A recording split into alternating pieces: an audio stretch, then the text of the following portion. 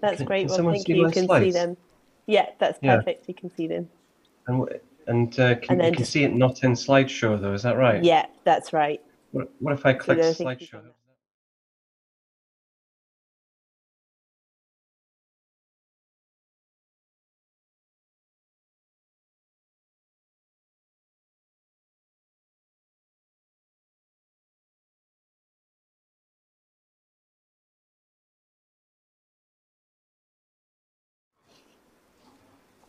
Okay, Nikolai? Is it okay? Yes, I think we're ready from our side. Thank you. Okay. Okay. Good morning and good evening, ladies and gentlemen. Welcome to the first Korea-UK Online Innovation Forum on ICT Solution for Future Grid. I am Tae-yeon from Korea University. I'm honored to chair the first part of the session. This forum consists of two sessions, presentation and discussion. And this forum is being broadcast live on YouTube or channel of National Academy of Engineering of Korea. So if you have any question, please leave your question, comment on YouTube chat window. We very much look forward to your active participation and constructive question and comment. For this, we have four speakers, two from Korea, the other from United Kingdom. Okay, let's get started with the warm address by two leaders of two academies. The first, I would like to introduce President of National Academy of Engineering of Korea, Professor Kwon. He is going to talk about the welcome address. Please welcome President Kwon.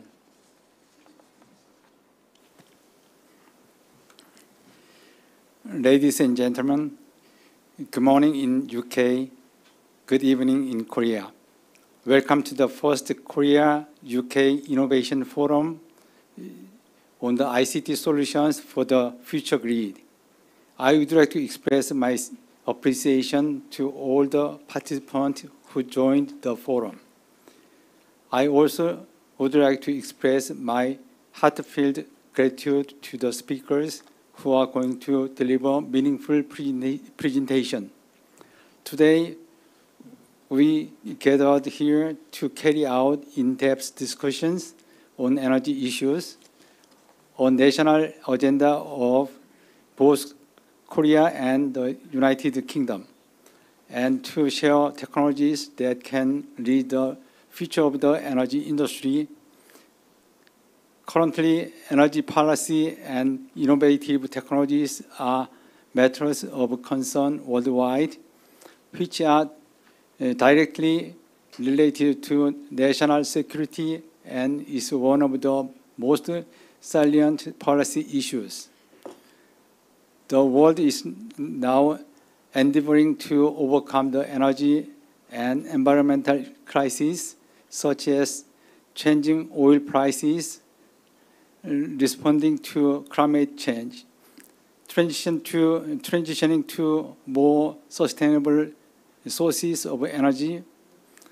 Each country is proactively looking for effective measures to deal with changing environment. To address these challenges together, Korea and the UK are strengthening international cooperation.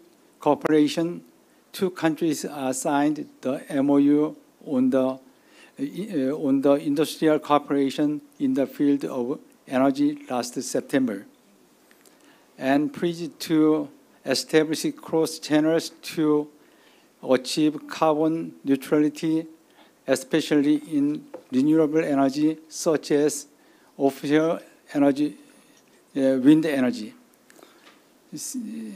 carbon capture, use and storage, and hydrogen. This movement will sign on enduring cooperation between two countries in the energy industry. According to the fifth renewable energy technology development plan of Korean government. Renewable energy generation is expected to increase up to 25% of the total power generation by 2034. However, there are still many challenges in terms of the overcoming intermittency, expanding the market, and supplying stable infrastructure. Along with this continuous effort, fellows of two academies as representative engineers of the countries have responsibility to propose sound policies and accelerate technological innovation in the field. By starting with the topic ICT Solutions for the Future Grid, I strongly believe the UK-Korea Innovative Forum will provide a platform to exchange innovative ideas and explore new perspectives on the current issues of both countries. In this era of energy transition, today we are building a bridge between academies, industries, and governments for a better world. Thank you very much.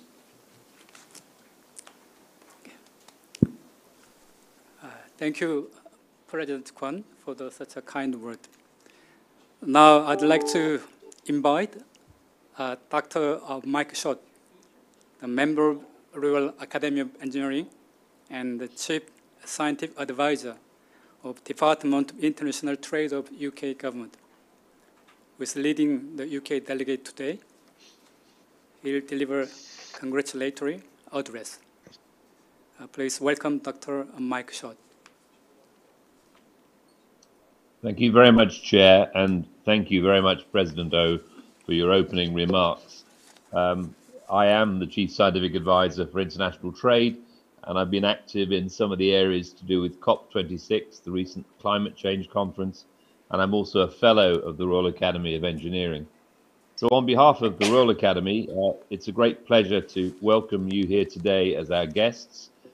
We have a long-standing friendship with NAEK, and that comes through various roles, whether it's through the partnership arrangements with CATES, the Global Network of Academies, but also on some other work I've been doing recently in areas to do with collaboration around telecommunications and 6G, the sixth generation of mobile, or indeed some more recent work we've been doing between the cities of Belfast and Seong on smart cities.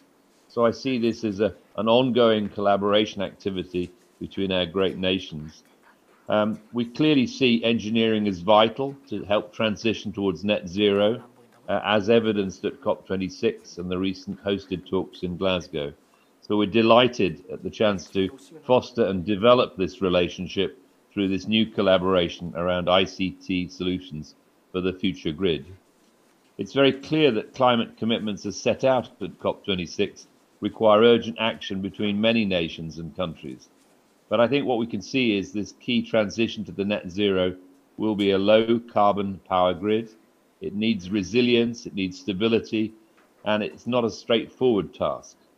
It's one where engineers have to play a real part to make sure we come up with the best ideas, and hopefully between the two of us, we'll be greater than the sum of our parts.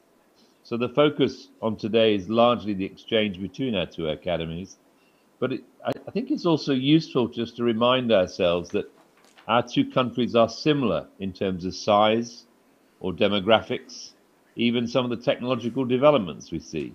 But our joint commitment to net zero means that we may have many opportunities to share our experiences and learn from each other in this space. So I do hope on behalf of the Royal Academy of Engineering that together with NEEK, we can make sure that today's meeting is both a fruitful collaboration and very productive for our academies, and to help the broader engineering communities helping their respective transition to net zero for the future. Thank you for being with us today. I hope the rest of the session goes very well. Thank you. Thank you very much, Dr. Schott, for the warm word.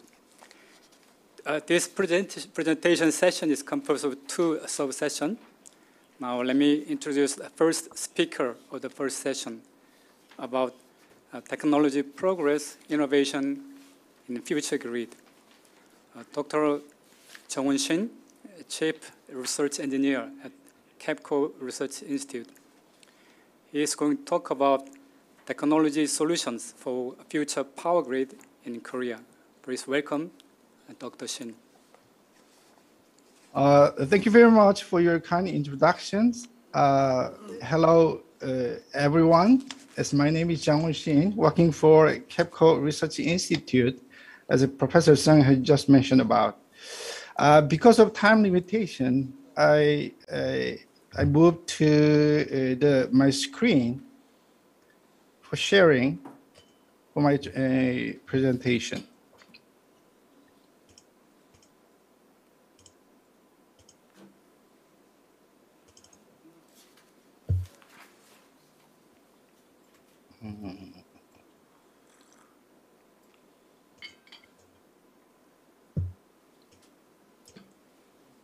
Okay. Can you see my screen? Yes, very well. Okay. It's my great honor to be here for the first Korea-UK Joint Forum co-sponsored by NAEK Korea and RAENG United Kingdom. I'm very nervous because I'm the first speaker of this first forum. But I tried my best to fully talk about the topic I prepared within very limited time. I have just 15 minutes, right? Okay, today's topic I'm going to talk about is the technology solution for future power grid in Korea. I think it's very, very timely and hottest topic for those who work in energy sector. Because last month, as you know, there was a big deal in Glasgow. There, our government announced a very challengeable decision about the CO2 emission.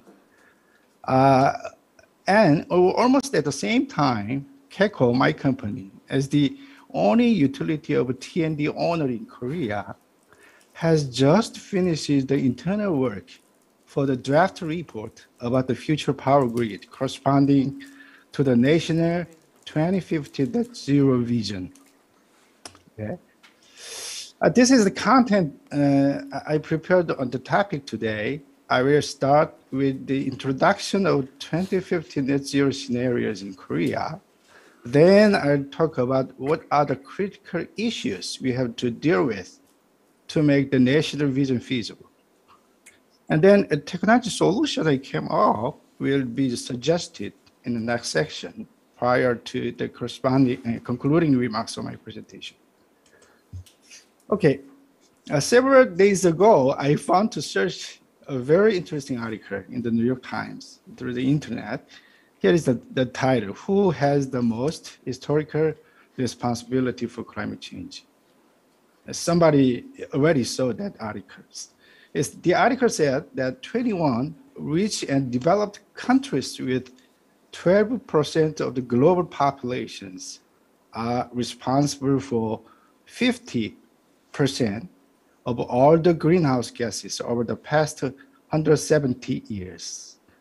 Okay, should these countries compensate poor nations for the damages caused by rising temperatures? I'm not sure. Please once think about it later in your home. Okay, anyway, the graph shows 4.4% of United Kingdom and 1.1% of Korea. UK has 4 times bigger responsibility than Korea. Okay, and not that big than I expected though. And next slide, there's a net zero scorecard. I didn't know that this kind of, is net zero emission rates. Is for all countries based on pledged data each country officially published. United Kingdom and Korea are in the same category on the 2022 scorecard, unlike the previous, graph in the slide. Is both countries should remember the year of 2050 and net zero. It surprised me, Suriname in Africa, Bhutan in Asia has already achieved net zero. It was very surprised to me. And I didn't know that before. Okay, let's talk about 2050 net zero goal and the scenarios in Korea.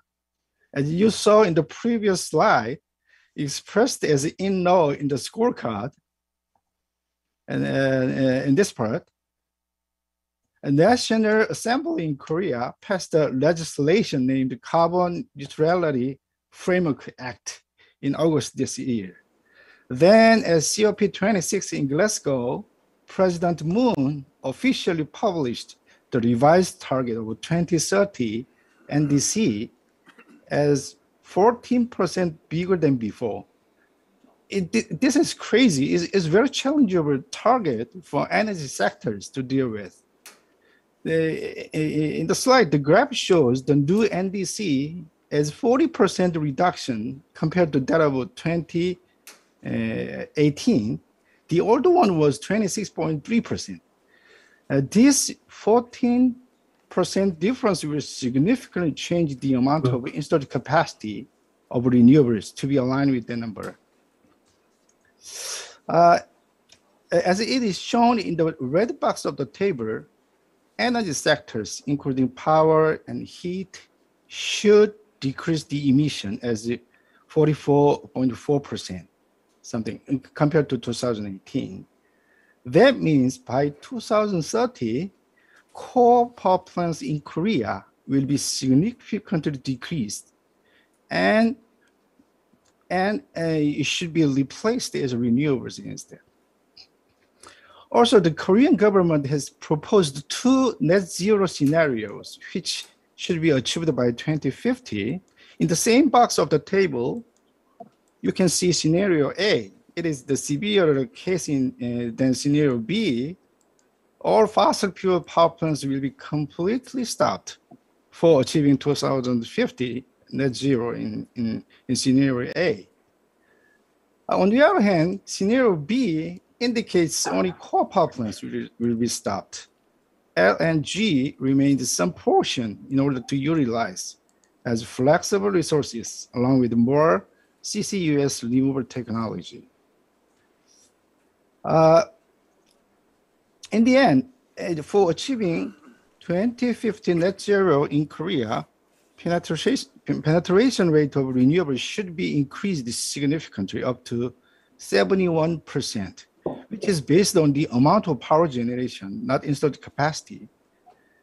For your reference, as of 2020, last year, it was completed only about 7.5%.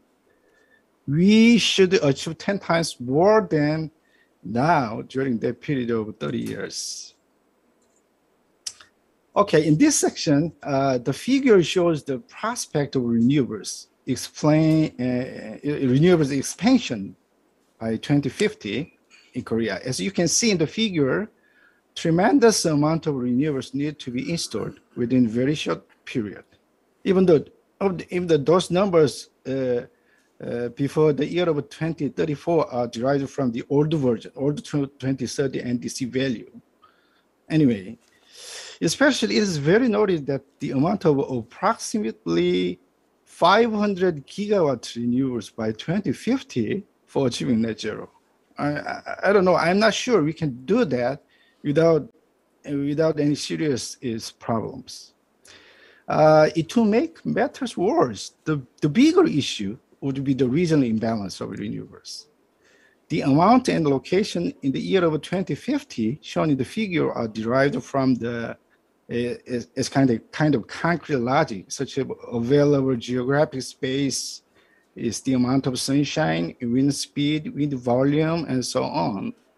However, the regional imbalance can cause historically the same voltage stability problem in Seoul metropolitan area, which is over 42% of loads are concentrated in this area.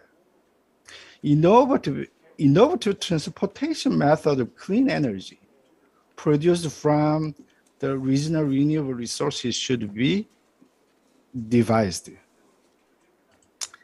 The graph in this slide shows where we are in the context of IEA. It is phase based on the share of renewables. Korea will be moving from phase 2 to phase 3 in several years. I guess United Kingdom is now in the phase 3, right? In this phase 3, IEA says that VRE generation determines the operation pattern of the systems. Because of new 2030 NDC in Korea, recently updated, share of renewables will be higher. The level of phase would also be higher than before. Anyway, corresponding measures should be prepared to the upcoming situation in advance. In the next slide, let me check how much capacity of renewables can be accepted by 2034 in the operating reserves viewpoint. It is to check the system capability during steady state variation. According to the graph, since 2028, scarcity of operating reserves corresponding to the 10 minutes variation renewables will be happen. But finally, 48 gigawatt of renewables is the maximum amount in around 2027. So more flexible resources are additionally needed to future Korean system to achieve 2050 net zero. As shown in the graph on this slide, since 2025, it is very important. The system inertia, which is related to the frequency response at abnormal condition, is expected to violate the critical inertia of a Korean system. We expect that value, critical inertia, is 350 GVA second. So in inertia the same, so more inertial resources such as, flywheel synchronous condensers and grid forming inverters are required to meet 2050 net zero in the future. So as you may know, without proper inertia in the system, as you can see in the graph, the frequency drops immediately below the under frequency load shedding set point. When the big generators trip, the system will be collapsed, as you can see in the simulation result.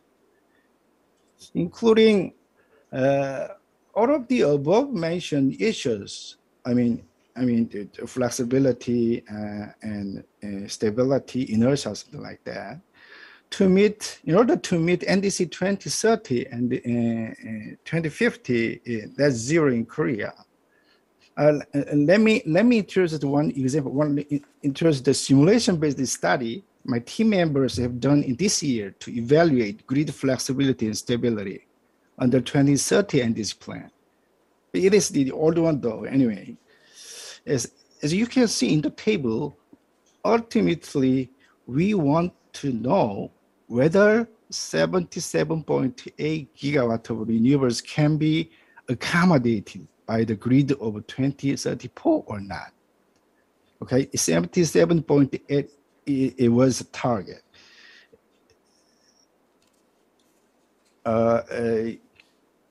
In other words, we want to get a kind of transmission hosting capacity, which can be defined as a maximum generation capacity that can be connected to the respective grid before system upgrade, while complying with the technical requirements of grid code and guidelines, something like that. In total, 6 items are considered to check the system flexibility and stability. There are operating reserves for 10 minutes, frequency stability. We have already seen the result in a graph, previous slide. And 3 traditional stability studies include transient, voltage, and small signal. The last one is checking system overload condition at abnormal states. And then the final hosting capacity is determined to the smallest value among 6 regions. Okay, the results are summarized in the table. In the year of 2026, the bottleneck is voltage stability. just 45 gigawatt is the final value as a hosting capacity of 2026. In the case of 2034, for both peak and off-peak case, the final hosting capacity is determined as 47.5 gigawatt. This is a huge amount of a gap, 30.5 gigawatt between this value and the target. As I mentioned, the target is 77.5 gigawatt, 8 gigawatt. So it's a very big gap. As represented in the graph, the gap is expected to be bigger in 2050 net zero. So a kind of technology solution through innovative R&D focused on increasing hosting capacity would be needed to achieve net zero by 2050. Okay, here are the technology solution I suggest for enhancing grid flexibility through increasing transmission hosting capacity. There are many options to take into consideration, but I'm just focusing on power transmission flexibility other than supply side one. Actually, up to date, we have taken too much focus on the generation mix. Now we got the target, then we have to move our eyes and interest into enhancing power transportation capability. That is grid flexibility. The options for new transmission construction, it would be the best solution though. It is excluded because it is almost infeasible due to social acceptance, NIMBYism, something like that. So there is a big mismatch, as you might know, between the construction periods of renewables, which is taken several months at minimum and dozens of months at maximum. And the one for transmission construction in average 8 years. Okay, several technologies under development or several projects is ongoing or to be developed can be suggested to enhance the grid flexibility as shown in the table. All the purpose of this project are to increase the system controllability and the observability. By securing these properties, we can consider to turn, this is very important, I think, we can consider to turn conventional transmission system as a passive element into active transmission network with enhanced flexibility. Okay, let me introduce a project led by KEPCO for designing future K-grid corresponds to 2050 net zero in Korea. From a system planning perspective, several innovative things are considered to design K-grid. We want to make an eco-friendly power grid without CO2 emission through enhancing the penetration of renewables. The grid we design is locally distributed grid, where generation and loads are perfectly balanced in each region. Of course, as you can see in the picture, of course, for future K-grid, hybrid one with AC and DC to be able to control power flow should be considered.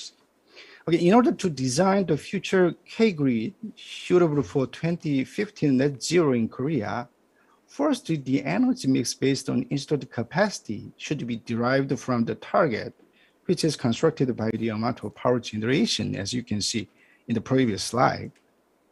Expected loads are 211 gigawatts, and now we have 100 gigawatt at peak. And the renewables we should have is about 600, 595 gigawatt. It's very huge as we installed capacity. In the below map, below the table in Korean Peninsula, the total amount of renewables are divided into 5 regions with a proper capacity. Still, there is imbalance, region by region. Most of generation is concentrated in the southern part of Korea, while load pocket is located in northern part, the Seoul metropolitan area. A lot of generation should be provided to support this very big and very, very important loads. Around 20 gigawatt is expected to feed the loads in this area. So we need to send the bulky power from renewable resources located in southern part of Korea. So we do not imagine we can send this bulky power through the conventional AC transmission system. Okay, finally we decide to have a bulky a HVDC route expressed as a DC backbone in the figure. Yes, and by using back-to-back system, which is a kind of lineless HVDC, two regions in the southern part of area are connected to control the power flow in both ways. In summary, we propose a future power grid, including with DC highway, we call it, and DC segmentation based on back-to-back system to achieve 2050 net zero in Korea.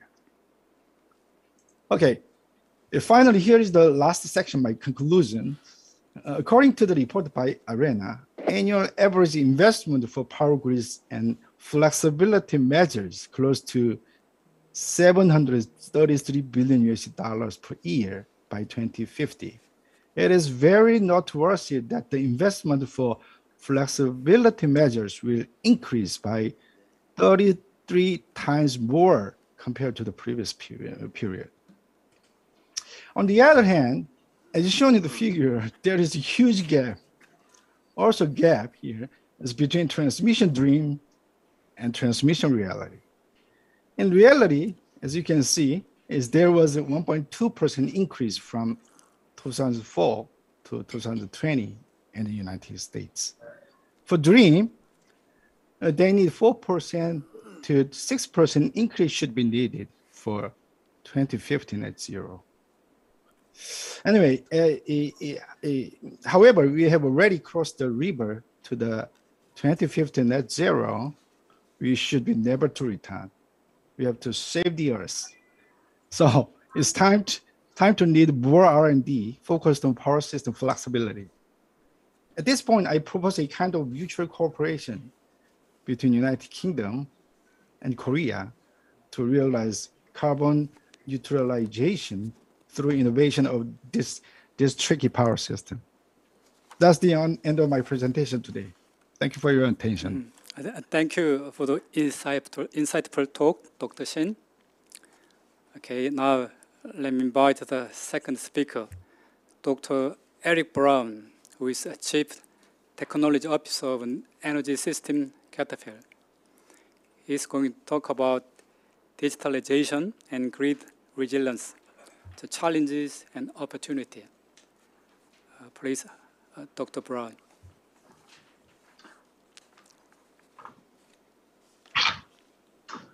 Thank you very much, Mr. Chairman, and good morning, everyone.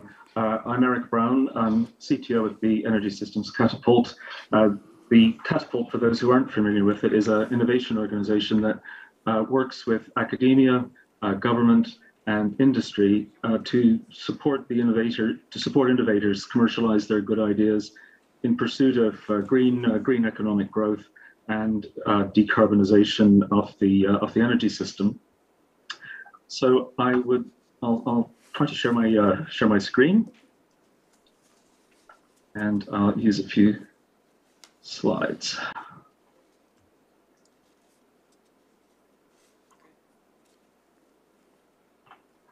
So hopefully you can see my screen now. So I wanted to thank you for inviting me to take part this morning. I'm especially delighted because I had the pleasure of visiting Korea a few weeks ago in November. I attended the Energy Leaders Summit at the KEPCO-led Expo conference and exhibition, and there the focus was on the future grid, on achieving carbon neutrality, and a very strong theme was the role of digitalization, data, and ICT solutions in supporting achievement of the goal of a decarbonized future energy system. What I'd like to do this morning is just start with some very brief context, because I think this session is intended to look more at matters of policy and and regulation and other types of governance issues. So just to set the scene, the UK government has set some very high ambitions around decarbonisation and addressing the challenges of climate change. These are reflected in a number of strategies which have been released over recent months. Some of them focused on particular sectors such as hydrogen. There's also been a series of consultations that the government and the regulator Ofgem have undertaken. Most recently, the Net Zero strategy, Build Back Greener, was published. And what that seeks to do is draw together these other strategies in a holistic way and provide a shared sense of purpose and direction for the UK efforts to decarbonise. And these aren't focused exclusively on carbon objectives. They're also seeking to deliver economic and social benefits as well. So the strategies are then reflected in particular targets and goals, and some of these are illustrated here with respect to the reduction in emissions by 2050 in net zero, by 2030 a 68% reduction, by 2035 78% reduction, and so on. And I've also made reference here to some specific targets and some specific sectors, transport and heating. But I think for purposes of the discussion today, perhaps I would highlight the commitment to fully decarbonize our power system in the UK by 2035. And clearly that's not going to be achieved without very substantial transition. And I think there are two ways you can look at the transition that's going to be required. One is as incremental development from where we are today. And another way to look at it is imagining what the 2035 power system will look like, and then working back to understand what needs to be done to build it, to achieve it. And I think in reality, in order to deliver that 2035 power system, we're going to have to do a bit of both. But I don't think you should do one or the other. I think you need to consider both if you like, the forecasting and the backcasting aspects of how to achieve the 2035 decarbonized system. So let's imagine that we're taking the stance of or imagining that we're in 2035 and we have a decarbonized power system. What are some of the characteristics of it from an operability and resistance and resilience point of view? So clearly, we can expect it to be much more dependent on weather and the intermittency of generation that implies. That's not to say that we will be an entirely renewables-driven power system, but it will clearly be substantially dependent on wind and wind on solar. In addition, there will be new technologies will be deployed and new approaches will be in play, and we've heard reference from the first speaker to storage and flexibility. They'll be accompanied by new business models, new value propositions. Many new players will be involved in the energy system, and there will be increasing numbers of interactions between vectors. Against this background of complexity, the question of how do you manage risk and uncertainty in service of network resilience and service resilience. And the question can be asked is, will approaches become much more dynamic and probabilistic rather than relying on today's more deterministic approaches and operating parameters?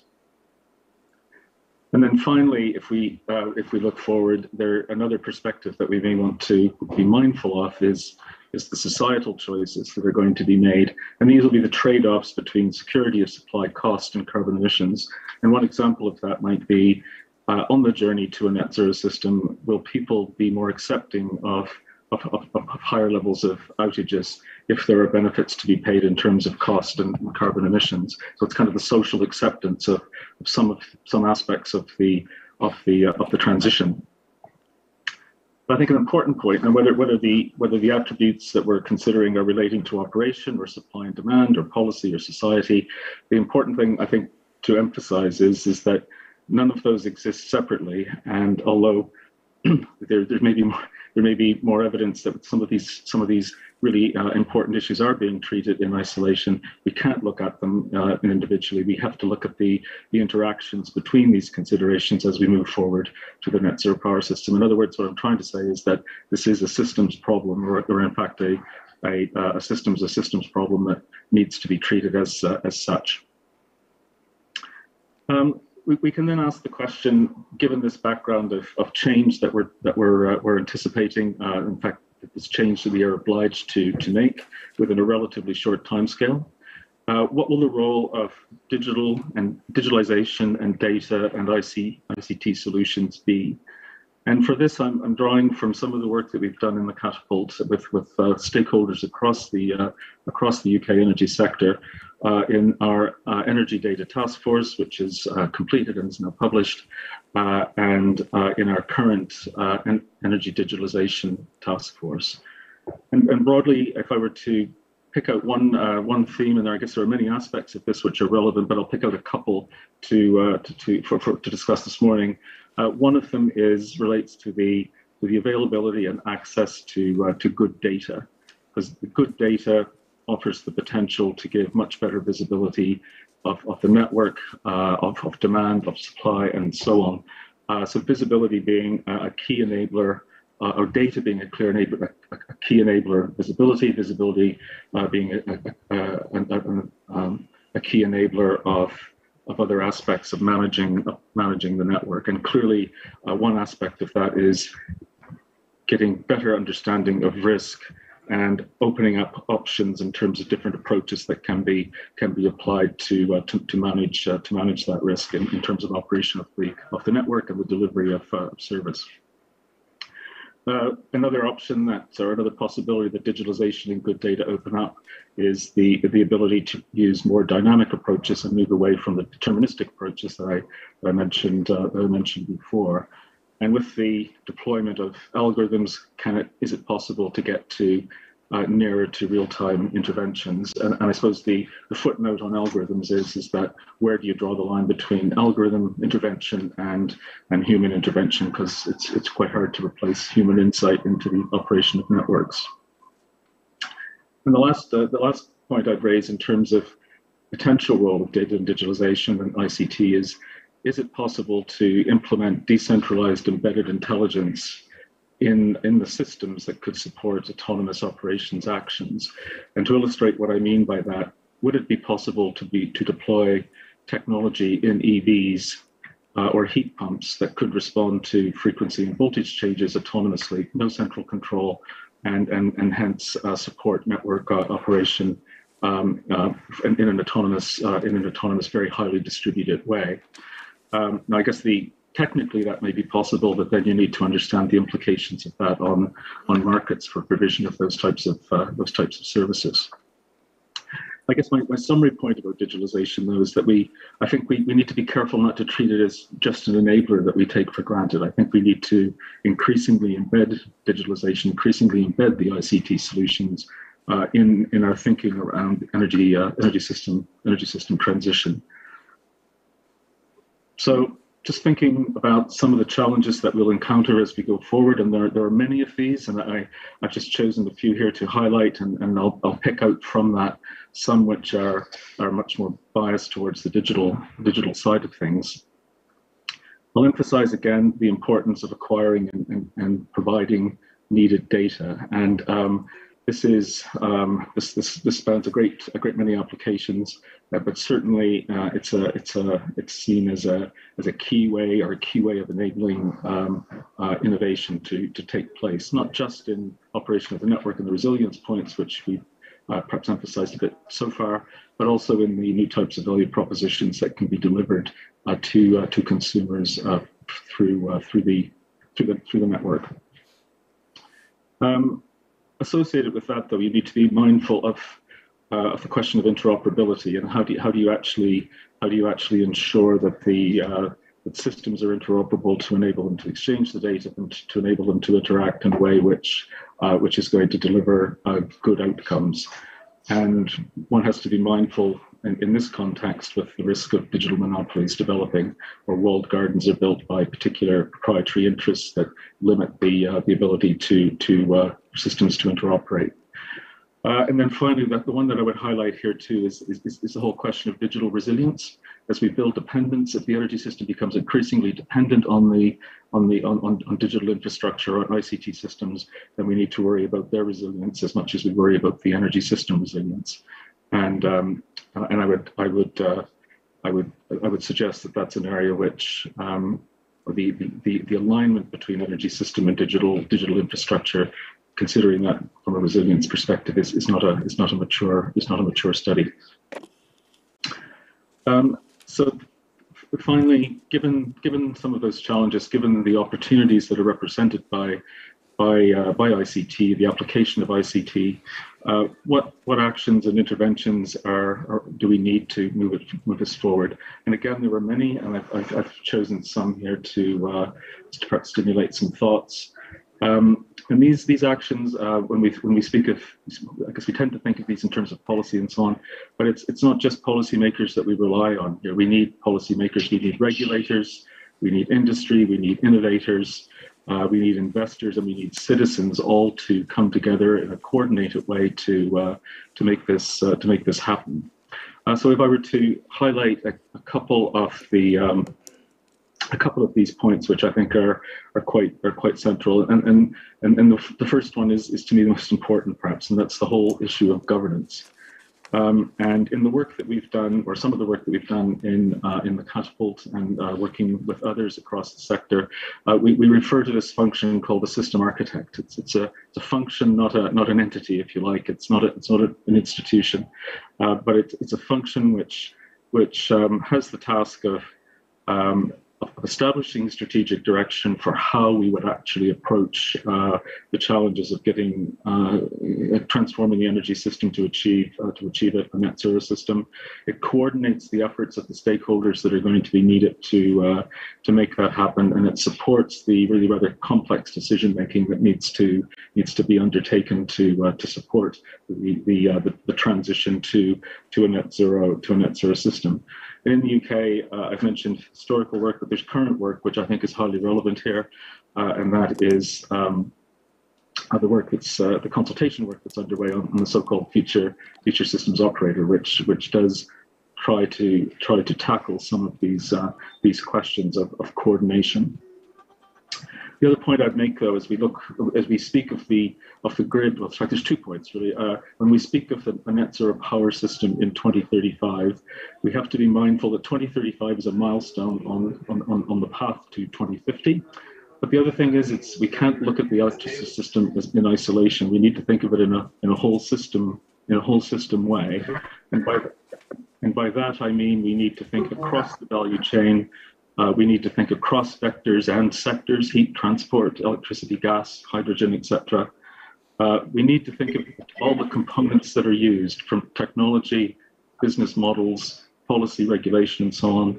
And we also need to think in terms of different types of scale, so local, regional, and national implications. And governance needs to account for that.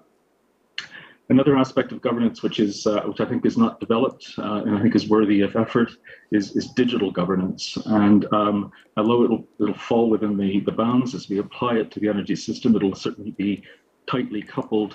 There are questions here around interoperability, questions around the openness of data, asset registration of algorithms. These are matters which are not yet fully resolved, and I guess we are trying to address some of these, at least initial stages, in the work that we're doing with the Energy Digitalization Task Force, which some of the outputs of which may be of interest to this group. And it's closely associated with the question of governance is the role of codes and standards, and how those are going to evolve, how those are going to be reformed, what role they're going to play. And then, and lastly, I couple with that the whole question of roles and responsibilities. Who's accountable and responsible for not only making this happen, but assuring the resilience of the delivery of services to those who depend on them. And my very last comment from this, in terms of places where we need to dedicate effort, is around the one on skills. digitalizing our energy system, we're going to become increasingly dependent on a digitalized energy system. But I think we need to invest in the skills that are going to be needed to make that happen, the interdisciplinary skills that understand the implications of the energy system and the digitalization and the application of ITC solutions to make that happen. So my closing comments are brief. I think the key need in my mind is for coordination. We need to move away from silos if we're going to get to net zero successfully with our power system, and the urgency demands that we increase the pace. We haven't got long to achieve the decarbonized outcomes that we all need. Thank you very much.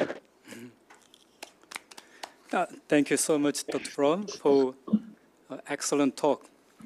Actually, this closed the first session. Now, let me move on to a second session about governmental policy for the future grid. The first speaker, Mr. Rob Rom, the head of National Control of National Grid, is going to talk about managing the future energy system. Please welcome Dr. Rom. Thank you very much. It's a pleasure to be with you, and an honor to follow the last two presentations that have just happened. I'll share my screen now and share a small presentation.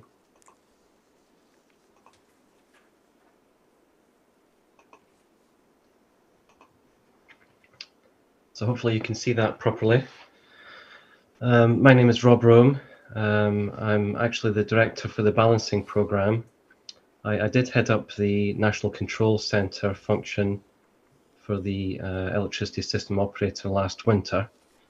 And then in the summer, I was involved in leading a ways of working initiative for the ESO, where we could find a better way to deliver, better IT products across the system operator, to meet the needs of market participants and the control room users, the control room customers, to do it in a much better way, and we'll come on to that later.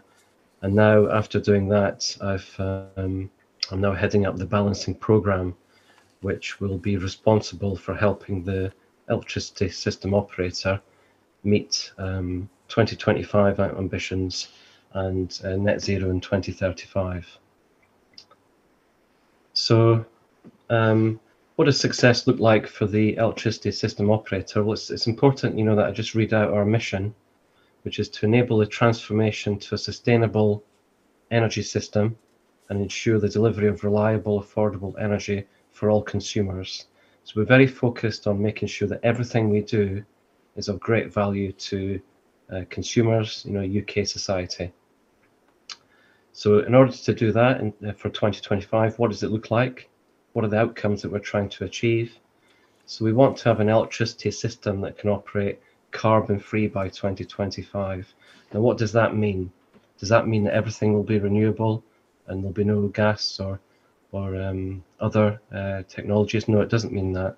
What it means is that if the electricity system operator is presented with a generation mix that is carbon-free, that we have the tools available to us in order to leave that generation mix and not intervene by putting on fossil fuels. That's the ambition. The ambition in 2025 is to begin to be able to do that, and we're very focused on having new services to deal with a very different energy mix as we approach 2025. And then, of course, a whole system strategy that supports net zero by 2035, as Dr. Eric Brown explained just before. And we want to have competition everywhere, all over the network. We want a level playing field for all technologies, all participants that come along. And we want to be trusted to do the right thing. And in order to do that, we need to make sure that our actions, our data, is made very transparent to all of our stakeholders. So managing the energy system of the future then, so you can see the transmission network in the middle there in orange. You can see the electricity system operator down the bottom there in the middle. And of course, if you look to the left, the traditional network was one which had, you know, nuclear power, coal power, and gas power. Tens of units, large units connected to the transmission system. That's the way the energy mix used to be. But then, of course, you have wind, as it shows in the top left there. Lots of wind connected at transmission level, onshore and offshore wind, solar, transmission connected solar, coupled with biomass and hydro storage, pump storage, the old versions of today's batteries, if you like, all connected, and that's how we manage the transmission network. And of course, we had demand from industry, much more in the past than we have today. So you had a system that carried a lot of inertia, a lot of weight. But of course now, as we know, and I'll come on to it in the next slide, we have much more distribution connected assets, and that's represented on the right-hand side there. Again, lots more wind connected to the distribution networks, lots of solar as well. Some of it, quite a lot of it, invisible to the ESO in terms of where it's connected. And of course, all importantly, consumer demand as well is really, really changing. And we saw consumer demand change an awful lot. You know, when we had the first lockdown, we saw, you know, industry close, we saw retail and commercial close temporarily during the lockdown, and we saw domestic demand change shape. And so, but this was a phenomenon that had been coming anyway, as people, you know, we saw TV pickups become less sizable and less frequent as people changed their TV viewing habits, for example. And of course, we've got lots of EVs connecting now, which will be certainly useful storage devices of the future. And as I mentioned, you know, we are seeing a large increases in wind and solar, and as the graph shows there, you can see gas remains, you know, pretty steady at about a third of our generation mix. You know, even from in 2020, very similar sort of levels, slightly increased perhaps from 2014. Coal, as we know, its life is finite. Government policy is making sure that its life is finite, and we can see that that's really depleted over the years. You can see the little orange bar there in 2020. Only a handful of units now left in the UK that are powered by coal. Nuclear has remained quite steady, but we're seeing, you know, nuclear plants leave the system in this month in December with the closure of Hunterston, and we're seeing Hinkley Point close next summer as well, and Dong-jun not returning. So some quite big changes in terms of nuclear. Now, in terms of the size of participants, and the chart on the right-hand side shows you a comparison between 2014 and 2020. If we look at small providers of less than 100 megawatts, you know, with 55% of our mix made from those smaller participants in 2014, that's up 10% to 65% in 2020. Larger providers of, say, greater than 500 megawatts, we had 12% of those connected in 2014, and that's now down to 7%. Numbers of instructions that are coming from our National Control Centre, on average 1,400 per day in 2019, gone up to 1,800 per day in 2020. So a very busy control room managing this new decentralized energy mix. And of course, as the first presentation showed, that changes it changes the task for energy security and managing the transmission system. And we've got the operability challenge wheel here on the right-hand side of this slide, and you can see national demand there. You can see restoration, you know, if things go wrong. And we are managing the frequency, and we are managing the voltage, and we are managing thermal constraints. But as well now, we're managing stability with a lighter system, with fewer larger inertia providing units on the system, and a lighter generation mix coming through in the form of wind and solar. You know, we do have lower inertia on the system, And so our approach to that has been to develop new markets for inertia, megawattless inertia we call it, new markets for faster frequency response products so we can deal with larger losses on the system, on a lower inertia system, because we've got faster acting frequency response products to catch the frequency, so that we don't have a rate of change of frequency which will cause other impacts on the system, such as disconnecting the distribution connected generation.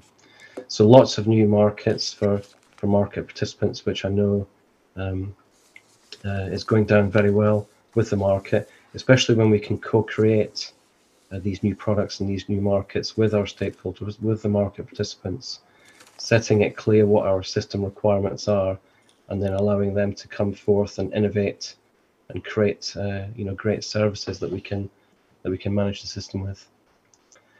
But what I wanted to touch on in this presentation was how does ICT fit in, especially with the control room. And I was very interested to hear Eric talk about data quality earlier. If you look at the problems today that we have, that we're dealing with, we're not just accepting that these problems exist and we're not dealing with them. We've been dealing with them for many years, but data quality is an issue. A lot of the time, especially with solar and wind that comes onto the embedded networks, we have to make some assessment of what capacity is connecting and where it's connecting, and then we have to overlay onto that capacity wind speeds that we get from our weather providers, or solar radiation, and we have to do that, of course, every half hour as a minimum, because we need to know what the power flows will be across the network, so we can manage the various constraints, the various operability issues that I talked about earlier. So data quality is a big thing, and the volumes of data coming through, and the fact that it comes through in different formats. You have to clean it, you have to take the spikes out of the data, you have to fill the gaps if there are gaps, you have to cleanse that data, and of course data is key in terms of getting it right and making the right decisions based on the data that's coming in. And of course our systems were not in the past developed to then be able to publish very transparently all of our actions, which of course is what we want to do in order to become a trusted partner. In terms of the user experience going around the wheel there, the user interfaces, in the past there were lists, sheets of data, numbers, not intuitive and very dated. And of course, as we've tackled the new energy mix and created new screens, well, we find ourselves in a place where we have a number of different data sources and a number of different applications and screens, that our control room users have to use. And we've, over the last few years, been going through a process of trying to minimize the number of screens that they have to look at. In terms of optimization, of course, the services are not co-optimized, and we definitely need current process improvements in order to get the best out of the data that's coming through, and to make those better whole system decisions. In terms of agility, then, yes, we have some new systems in the control room, and those have been developed, for good reasons and are working well. However, the core architecture of the systems, doesn't allow us to be very, very quick. We don't have modular components, microservices that can be switched in and out very easily. It's not plug and play, and so that can be a real anchor when you're trying to respond to market participants who are very fast and very flight of foot. We have traditionally siloed projects, which is why we wanted to develop a new ways of working, which I'll come on to next. The thing I've been working on during the summer to make the delivery of products much more successful. And yes, in our legacy systems, limited scalability there. Some systems doing the same tasks, much technical debt on our estate. But in terms of business processes, to make everything work, we have a lot of user-defined applications and many workarounds to make sure that the right systems are receiving the right data at the right time. So these are the problems today that we're grappling with and we're improving as we go through. And where do we want to get to? That's the key thing to enable us to meet our ambitions in 2025 and beyond. And of course, going around the wheel again, we want accurate data. It would be great if the market providers could send that through to us. And I think we've got the technology these days that can happen. We want our systems to be super quick and handle lots of volumes, billions of data that are coming through, and have a real data-driven mindset. And so any data that we receive and that we process, that we can make that very transparent to the industry so that they can innovate based on the data that they're seeing as well. For our users or control room customers, we want user interfaces that are very intuitive, user-friendly, very easy to manipulate data, but very easily to drill down into different data, and give a real good user experience. We want all of our services to be co-optimized so that our zonal approach for optimization is really efficient, and we don't want this multi-point, point-to-point architecture in the control room. We've got ambitions to have a data platform where all of our data is there and can be accessed very easily in a standard way using standard interfaces through the different applications in the control room. And in terms of agility, what will that give us? It'll mean that if we do have a plug and play, a very modular architecture in the control room, microservices that can be turned on or turned off, modified very, very easily, then we can adapt to the speed of the market participants and the changing products that will be coming through the system.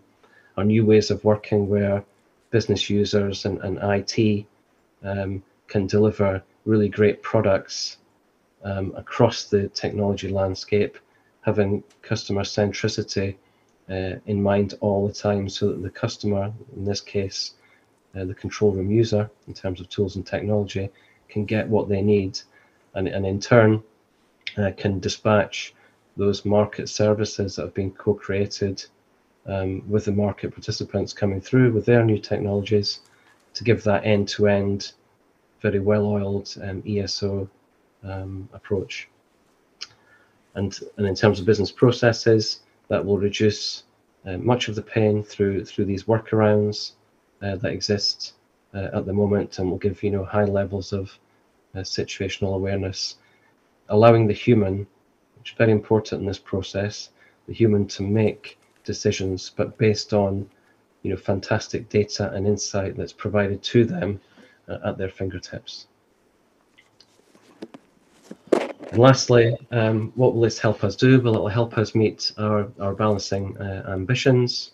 It will give an awful lot of consumer benefits, and will enable us to meet this zero carbon operation task that lies ahead of us. We'll be able to, as I mentioned, facilitate new market participants and technologies, whatever that may be.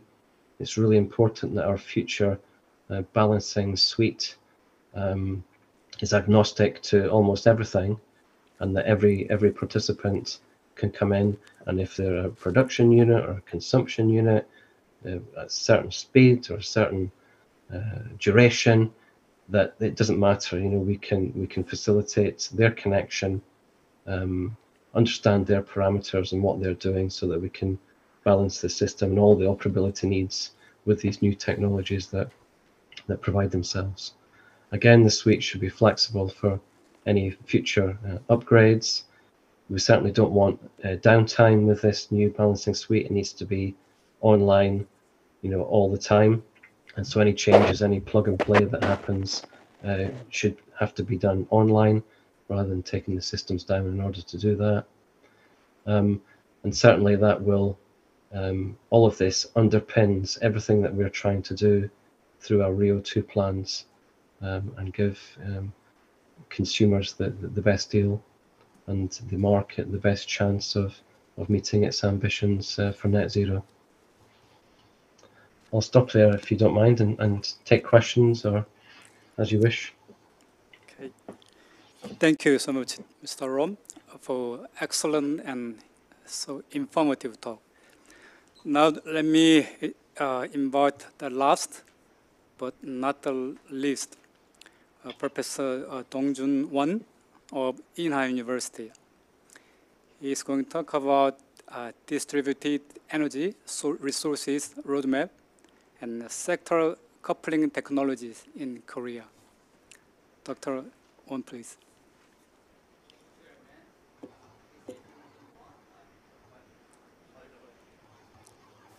Hello. Okay. Thank you, Chairman. This is Dong-jun Won. I'm working in Inha University.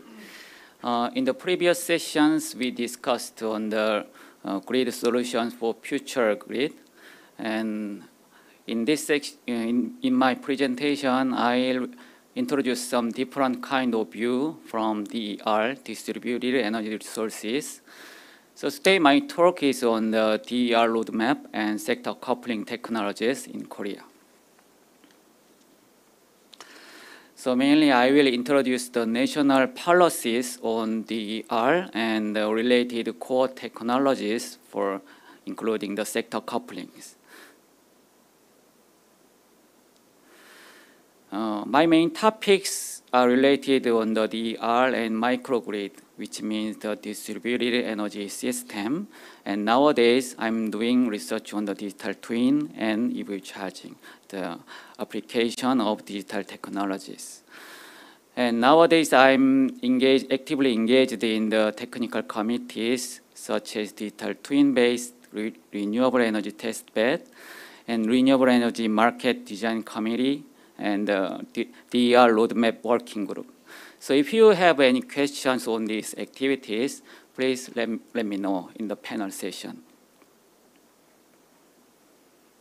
Professor Won, please share your screen. Oh, I don't see. sorry.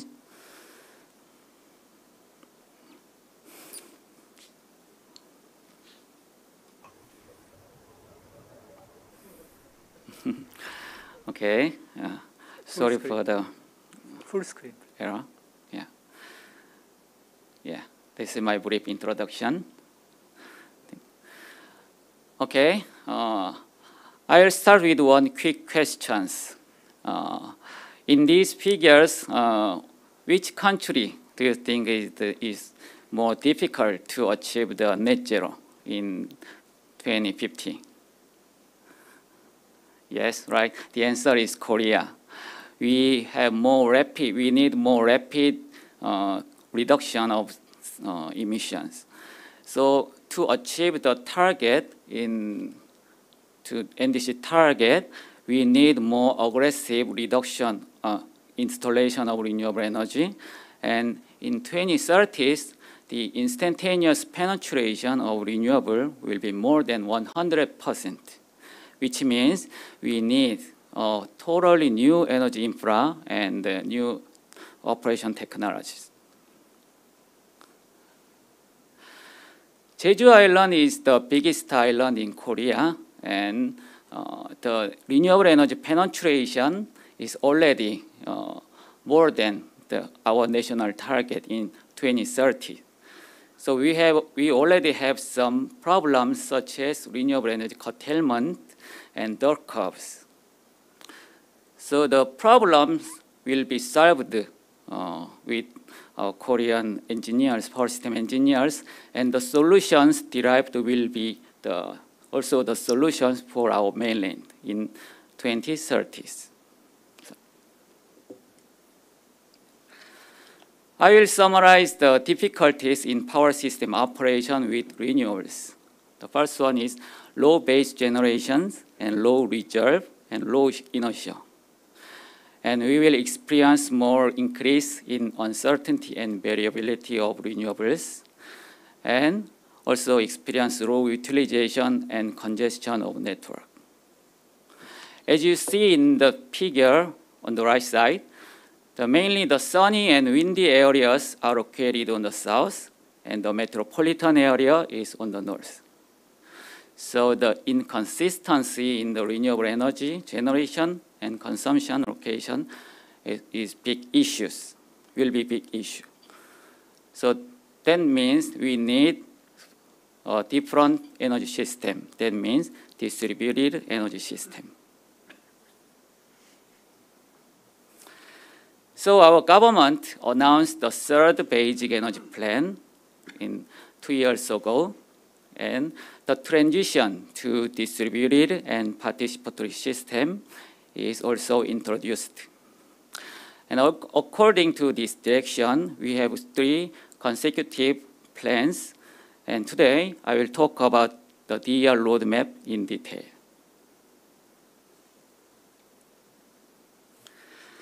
So the vision of the DER roadmap is the deployment of distributed energy system which generate, consumes, and trade low carbon energy in the vicinity of demand in a smart way.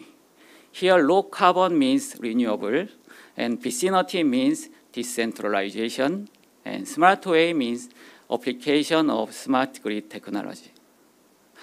And we have 3 directions.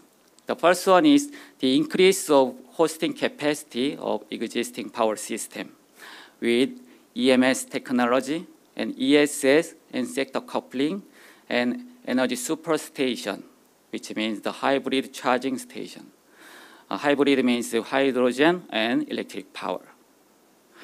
And second direction is decentralization and localization of energy generation and consumption. For that, we will introduce the incentive program for decentralized load and generation. And we also make some incentive program for self-consumption, like microgrid, and community microgrid will be deployed all over the nation. And third direction is creating a new market for active participation of DER. For that, we will introduce the real-time market and ancillary service market in 4 years, and also the virtual power plant and distribution system operator will be introduced for our system.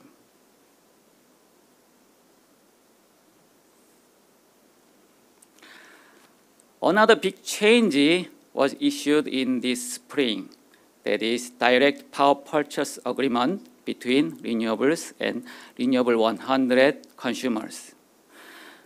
So that means the beginning of comparative market in Korea. Until now, the KEPCO is the only resale company for the consumers, but with this direct PPA, it will open retail market to renewable generations. So our system will move to more comparative energy market, and the VPP and also peer-to-peer energy trading can be possible. Also with these entities, they can participate in the market and provide ancillary service too.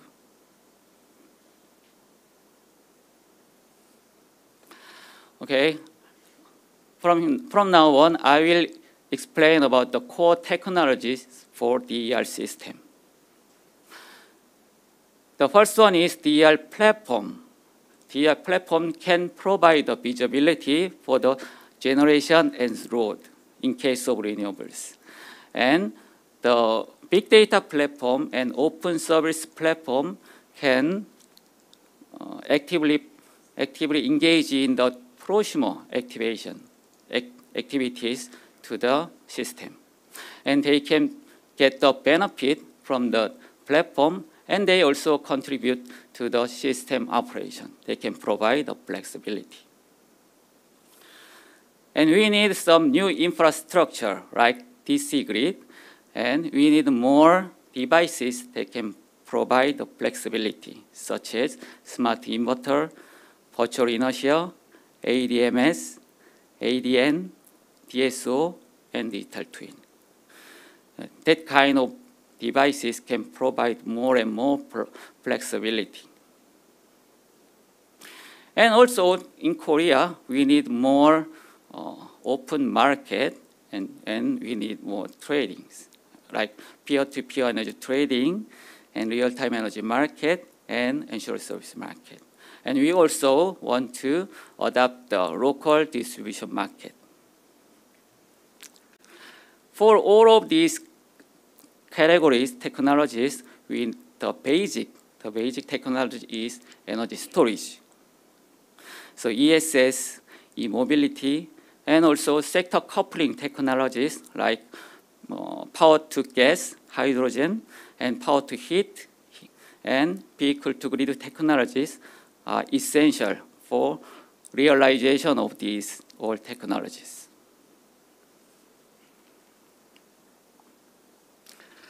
I will introduce some examples for these kind of DER technologies. We will establish in 5 years the DER testbed. DER testbed is based on the digital twin technology. The simulation test, hills test, power hills test, and on-site test can be possible. And it is also open development platform, so external users can develop their own business models and market models and develop technologies to provide the reliability and resiliency.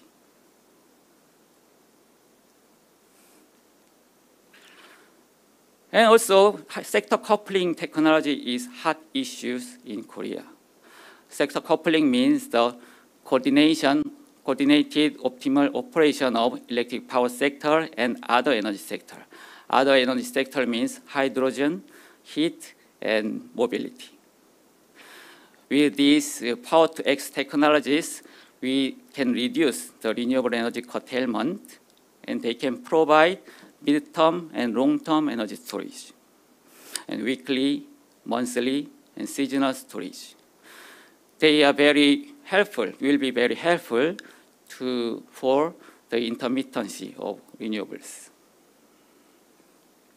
And I also want to introduce a different point of view in data point of view. In data point of view, all kinds of energy data are integrated into energy sector. So the big data, energy big data will be gathered in one system, and we have more possibilities to increase enhance the big data and digital technologies.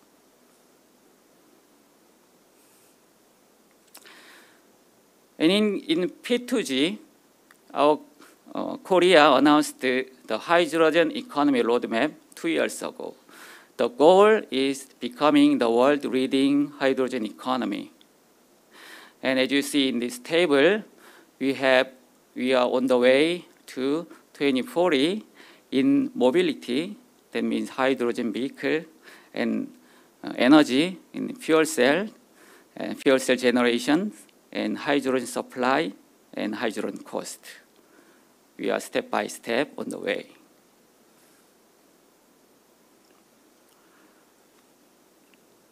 And for EV, the connected autonomous electric and shared vehicle, that is CASE vehicle, can cure the power system problems. We call it self-healing abilities. So we need integrated operation of power system and transportation system. The two systems will be integrated, and the EV will have the optimal routing and real-time pricing of EV charging and vehicle-to-grid technology, and also cybersecurity will be very important in integrating the two systems.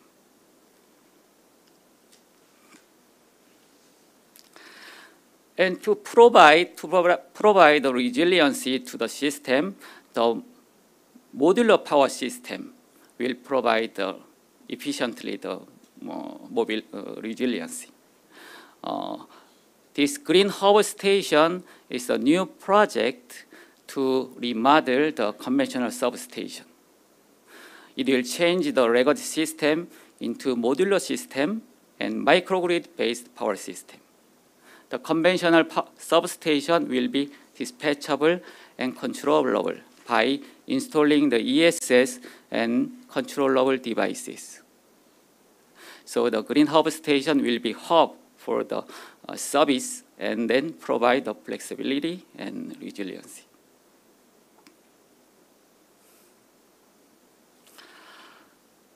So let me conclude. So I will summarize the key aspect for carbon neutral energy grid with 5 Ds. The future grid should be decarbonized and DC-based and digitalized. And in Korea, it should be deregulated. And finally, the distributed system and modular system should be one solution, a very effective solution for flexible, reliable, and resilient with renewables. So let's discuss on this topic together. Thank you.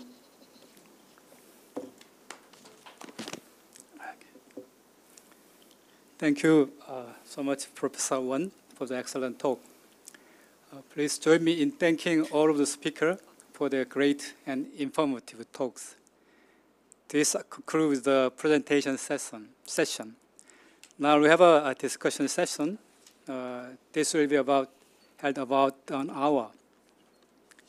Question posted on the YouTube chat window during the presentation.